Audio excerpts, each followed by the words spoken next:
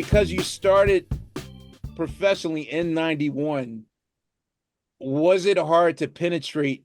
Like, I know it's one thing to just make a mark in the world in general, but it's like you kind of also have to make a mark within inside the bubble of your world of jazz also. Like, how hard it was it, at least with radio, um, to embrace you in the first part of your career? Back in the day, well, I recall that I made kind of a splash when I got on the scene. Yeah, yes.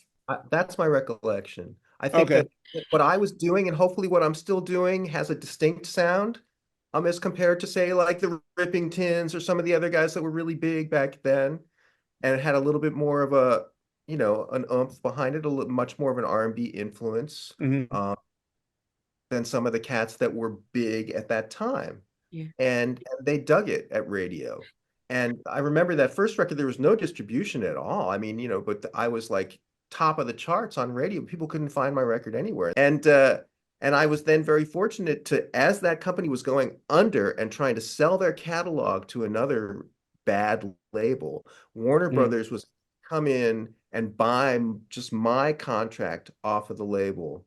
And this was a very tense period as Spindletop was going under, and I had already made the Backbone CD and had it in the can, and Warner Brothers was able to sort of rescue it from what had been probably obscurity, and then the second record came out on Warner Brothers, and after that things kind of really opened up. I was still working as a sideband though, until like '94 to pay my But bills. see, it seems like and it's funny that Amir asked that question because I was going to ask you. It seems like there's always been a relationship with urban AC radio that a lot of jazz musicians don't have the honor of having. Like Boney Oh, was great. never just jazz radio. You have real like urban AC singles that I've always heard on the WHURs, the DASs, the Yeah, the real like BLSs. urban state. Yeah. Yeah, yeah. Very, very grateful and fortunate that those stations play our music. In fact, on the new CD this October, London is my second highest charting urban AC hit in my career. The biggest hits like 2001,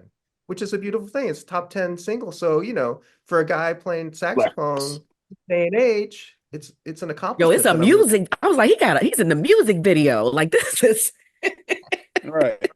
Nice song. I think it's a really good track. So I'm really proud it of it is. musically. The fact that people are playing it on the radio and streaming it, it's all good. I was going to ask, what made you want to? Because for me, that was unprecedented.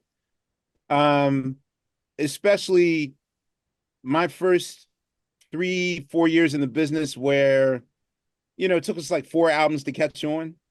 So thus, the roots would often be on these shows, a lot of jazz related shows and whatnot. And again, it was kind of the Rudolph the Red-Nosed Reindeer thing. Like, they're letting rappers in here, and then, they don't know we're serious musicians.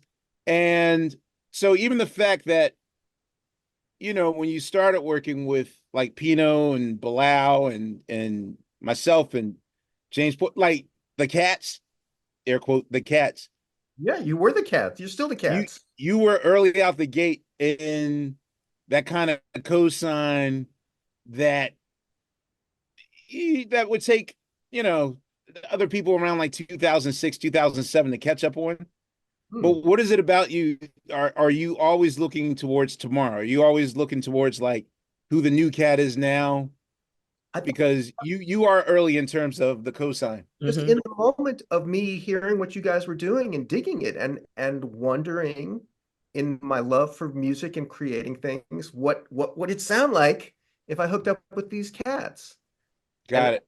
that was really what it was. It's like, damn, I love what they're doing.